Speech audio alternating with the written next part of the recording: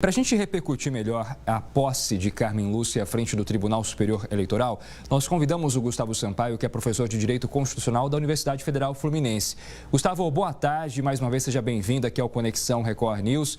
A posse se dá aí há 4 meses das eleições municipais. Dá para a gente esperar grandes mudanças para o pleito, uma vez que estamos falando de eleições que movimentam milhões de brasileiros? Boa tarde, Jonathan. Boa tarde a todas e a todos. Veja, eu creio que a ministra Carmen Lúcia, me permita aqui, Jonathan, reposicionar-me um pouco, porque o sol está incidindo aqui de modo a comprometer um pouco a imagem.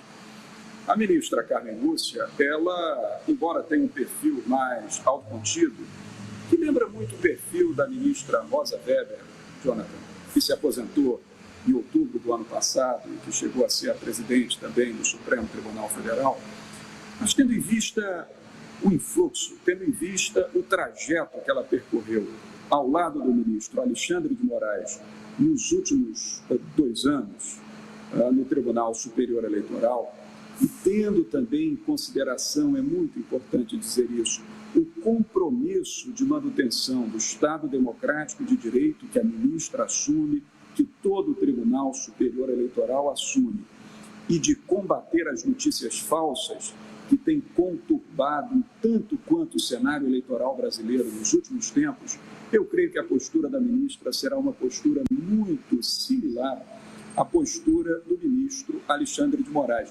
Não no sentido dela vociferar tanto, não no sentido dela falar tanto de forma tão autêntica, tão altiva, mas nas ações tomadas à frente do Tribunal Superior Eleitoral.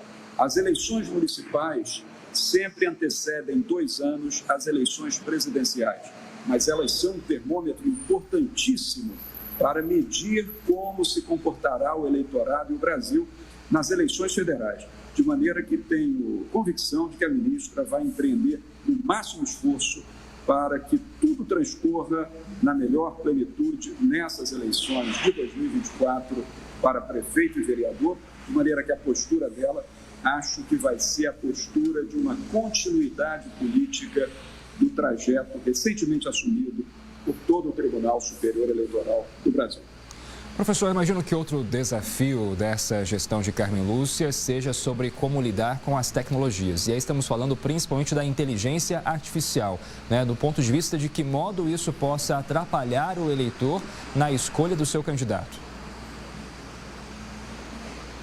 Certamente, inclusive, pouco tempo atrás, o Tribunal Superior Eleitoral editou uma nova resolução, Jonathan, uma importante resolução a respeito de inteligência artificial.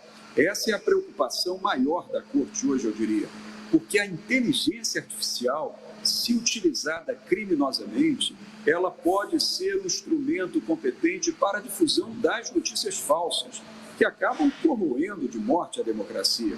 Então, como nós estamos num cenário dificílimo, enfrentado pelo direito contemporâneo, que é o cenário da evolução galopante da tecnologia. Uma tecnologia, Jonathan, que mal conhecemos hoje, muito menos de como será daqui a 2, 3 meses. Então, o tribunal está investindo como medida de primeira ordem nas políticas de adoção de mecanismos para controlar a inteligência artificial. Note, o tribunal já se pronunciou no sentido de que ele não é contrário à inteligência artificial. Esse artifício é inexorável nos nossos tempos. Apenas ele quer balizar, através de suas resoluções, regular, patrulhar e impedir que a inteligência artificial seja utilizada como instrumento de ruptura democrática, como instrumento de campanha falsa, que possa levar aos parlamentos municipais ou ao poder executivo de cada município aquele que efetivamente não representa a vontade do povo. Então, você tocou num ponto fundamental, eu diria que essa é a primeira preocupação, é a preocupação da ordem do dia da nova presidência do Tribunal Superior Eleitoral. Professor, passa pelo Tribunal Superior Eleitoral as decisões de como esse conteúdo é propagado nas redes, principalmente durante o período eleitoral, porque a gente sabe que as redes, por exemplo, elas precisam indicar a fonte, a origem do dinheiro que está sendo investida para um impulsionamento de campanha, seja no YouTube, no Instagram, enfim. É uma decisão que vem do TSE justamente para trazer mais transparência nesse processo? Note, Jonathan, o Tribunal Superior Eleitoral ele não é uma instância legislativa. A instância legislativa é o Congresso Nacional. A edição das leis eleitorais no Brasil compete ao Congresso Nacional. Nós temos, por exemplo, a Lei 4.737, lá de 1965, que está por ser substituída agora, que ainda é o Código Eleitoral Brasileiro. Nós temos a Lei Complementar 64, de 1990, que é a Lei Geral das Inelegibilidades. Enfim, nós temos um repertório grande de leis eleitorais vindas do Congresso. O que o Supremo Tribunal Federal faz ao estabelecer jurisprudência e o que o Tribunal Superior Eleitoral faz ao editar suas resoluções é cuidar desses assuntos debaixo da legislação eleitoral que está em voga. Então, as resoluções do Tribunal Superior Eleitoral, em verdade, são resoluções que, com base nas leis eleitorais em voga, estabelecem o controle das eleições, estabelecem o conduto da realização dessas eleições, no caso agora, as eleições municipais que se aproximam. Então, em verdade, quando o tribunal edita essas resoluções, ele tenta adequar a realidade da lei à dimensão dos tempos. Como nós estamos agora vivendo a questão da inteligência artificial e desses novos artifícios de tecnologia, manuseados muitas vezes com intenções condenáveis, com dolo, por pessoas inescrupulosas que querem subverter a vontade do povo na escolha de seus representantes, então a postura do Tribunal Superior Eleitoral neste momento é uma postura de produzir normas que, de acordo com essas leis, evitem a todo custo, no caso que estamos falando, que a inteligência artificial, por exemplo, desborde os seus limites e subverta o sentido de ser das eleições. Agora, é sempre bom lembrar, Jonathan, que esse é um desafio difícil, porque o Tribunal Superior Eleitoral nem sempre tem condições de acompanhar a evolução da tecnologia e o emprego desses subterfúgios de má-fé que subvertem a vontade do eleitor na urna. Então, se trata, em verdade, de uma verdadeira luta que o tribunal vai empreender nesses meses para permitir que nós tenhamos uma campanha eleitoral limpa, uma campanha eleitoral igualitária e que as regras do jogo sejam obedecidas para que a vontade popular possa, portanto, ter a sua prevalência, que é o que nós sempre esperamos e é o que a Constituição manda, Jonathan.